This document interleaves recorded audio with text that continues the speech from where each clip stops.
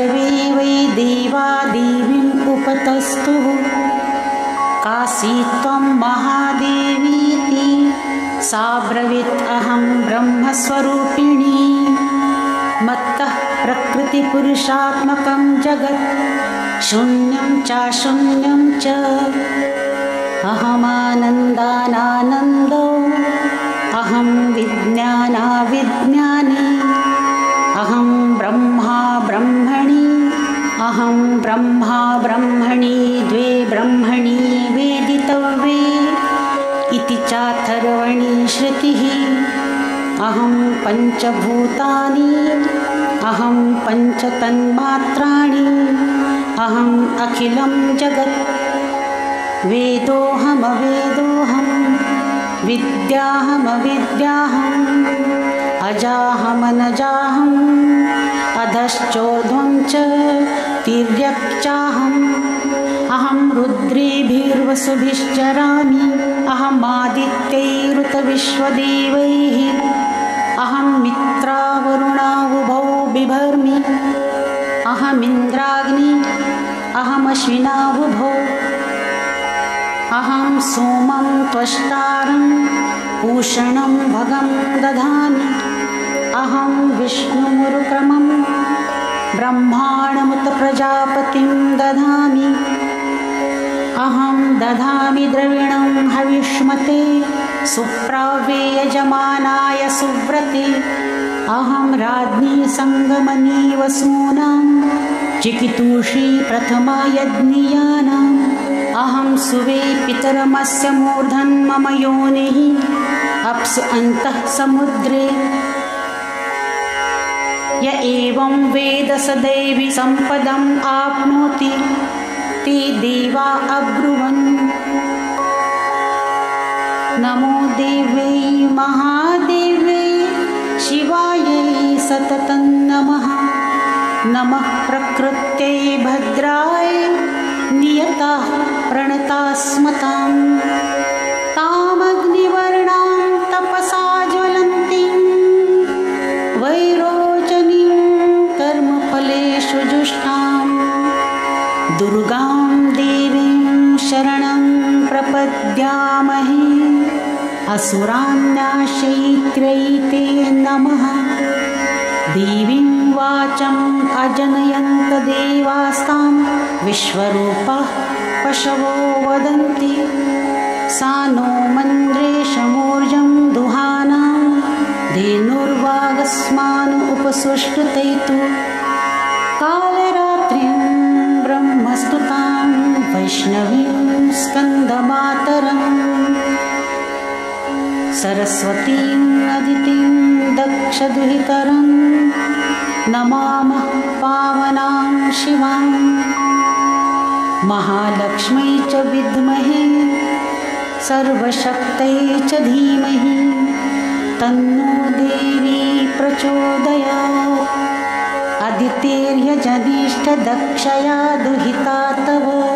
तां देवा अन्वजायन्त भद्रा अमृतबन्धवः कामो योनिः कमला वज्रपाणिर्गुहा हंसा मातरिश्वा भ्रमिन्द्रः पुनर्गुहा सकला मायया च अपृथक् क्लेशा विश्वमाता दिविद्याः एषा आत्मशक्तिः एषा विश्वमोहिनी पाशाङ्कुशधनुर्बाणधरा एषा श्रीमहाविद्या य एवं वेद स शोकं तरति नमस्ते अस्तु भगवति मातरस्मान् पाहि सर्वतः सैषाष्टो वसवः सैषेकादश रुद्राः सैषा द्वादशादित्याः सैषा विश्वे देवाः सोमपा असोमपाश्च सैषा यातु दाना असुरा रक्षांसि पिशाचा यक्षाः सिद्धाः सैषा सत्त्वरजस्तमांसि सैषा ब्रह्म विष्णु रुद्ररूपिणी सैषा प्रजापतीन्द्रमनवः सैषा ग्रहनक्षत्रज्योतिंषि कलाकाष्ठादिकालरूपिणी तामहं प्रणौमि नित्यं पापापहारिणीं देवीं भुक्तिमुक्तिप्रदायिनीम् अनन्तां विजयां शुद्धां शरण्यां शिवदां शिवां वियदाकारसंयुक्तं वीतिहोत्रसमन्वितम् अर्धेन्दुलसितं देव्या बीजं सर्वार्थसाधकम् एवमेकाक्षरं ब्रह्म यतयः शुद्धचेतसः ध्यायन्ति परमानन्दमया ज्ञानामृताशयः वाङ्मया ब्रह्मभूस्तस्मात् षष्ठं वक्त्रसमन्वितं सूर्यो वामश्रोत्रबिन्दुसंयुक्ताष्टात् तृतीयकं नारायणेन सम्मिश्रो वायुश्चाधारयुक्ततः विच्छेनवार्णकोणस्य महान् आनन्ददायकः हृत्पुण्डरीकमध्यस्थां प्रातः सूर्यसमप्रभां पाशाङ्कुशधरां सौम्यां वरदाम् अभयहस्तकां त्रिनेत्रां रक्तवसनां भक्तकामदुहां भजे नमामि त्वां महादेवीं महाभयविनाशिनीं महादुर्गप्रशमनीं महाकारुण्यरूपिणीं यस्याः स्वरूपं ब्रह्मादयो न जानन्ति तस्मादुच्यते अज्ञेया यस्या अन्तो न लभ्यते तस्मादुच्यते अनन्ता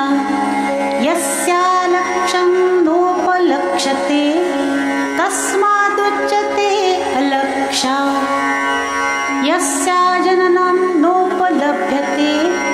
तस्मादुच्यते अजा एकैव सर्वत्र वर्तते तस्मादुच्यते एका एकैव विश्वरूपिणी तस्मादुच्यते नैका अत एवोच्यते अज्ञेया अनन्तलक्षा जैकानेका मन्त्राणां मातृका देवी शब्दानां ज्ञानरूपिणी ज्ञानानां चिन्मयातीता शून्यानां शून्यसाक्षिणी यस्याः परतरं नास्ति सैषा दुर्गा प्रकीर्तिता तां दुर्गां दुर्गमां देवीं दुराचारविघातिनीं नमामि भवभीतोऽहं संसारार्णवतारिणीम् इदमथर्वशीर्षं योधीते स पञ्चाथर्वशीर्षजपफलमाप्नोति इदम् अथर्वशीर्षमज्ञात्वा योर्चां स्थापयति शतलक्षं प्रजप्त्वापि सोर्चां सिद्धिं न विन्दति शतमष्टोत्तरं चास्य पुरश्चर्याविधिस्मृतः दशवारं पठेद्यस्तु सद्यः पापैः प्रमुच्यते महादुर्गाणि तरति महादेव्या प्रसादतः।